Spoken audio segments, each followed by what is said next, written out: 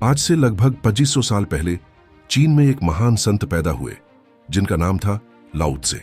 लाओ त्से को उनके समय का सबसे बुद्धिमान और समझदार व्यक्ति माना जाता था। उनकी सोच और गहराई इतनी अद्भुत थी कि खुद चीन के सम्राट भी उनकी सलाह लेने उनके पास आया करते थे। उनका ज्ञान और उनकी बुद्धिमानी पूरे चीन में मशहूर थी।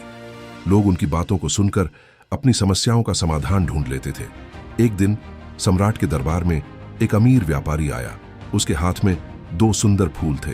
उसने सम्राट को चुनौती दी और कहा, इन 2 फूलों में से एक असली है और दूसरा नकली।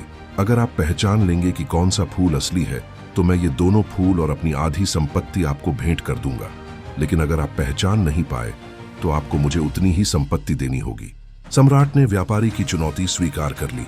व्यापारी ने दोनों फूल सम्राट के सामने रख दिए। देखने में दोनों फूल एकदम एक जैसे थे। नकली फूल इतना अच्छी तरह से बनाया गया था कि उसे असली से अलग करना बहुत मुश्किल लग रहा था। सम्राट ने कई बार ध्यान से देखा पर कोई अंतर नहीं ढूंढ पाए। सम्राट इस उलझन में पड़ गए कि अब क्या करें। तभी उन्हें लाओ त्से की याद आई। उन्होंने तुरंत एक संदेशवाहक को भेजा और लाओ त्से को दरबार में बुलाया। लाओ त्से अपनी शांत और विचारशील मुद्रा में दरबार पहुंचे। दरबार में पहुंचने के बाद लाओ त्से ने दोनों फूलों को बड़े ध्यान से देखा। उन्होंने दोनों को हर कोण से देखा पर वे भी तुरंत अंतर नहीं कर पाए। लेकिन लाओ त्से के पास केवल आंखों से देखने की बुद्धिमत्ता नहीं थी, बल्कि वे प्रकृति को समझने में माहिर थे। कुछ देर सोचने के बाद लाओ त्से ने दरबार की खिड़की खोल दी। कुछ ही पल बाद एक मधुमक्खी बाहर से उड़ते हुए आई और दोनों फूलों के पास गई। मधुमक्खी ने दोनों फूलों को सूंघा और फिर एक फूल पर बैठ गई। यह देखकर लाओ त्से मुस्कुराए और बोले, बाएं हाथ में रखा हुआ फूल असली है और दाएं हाथ में रखा हुआ फूल नकली।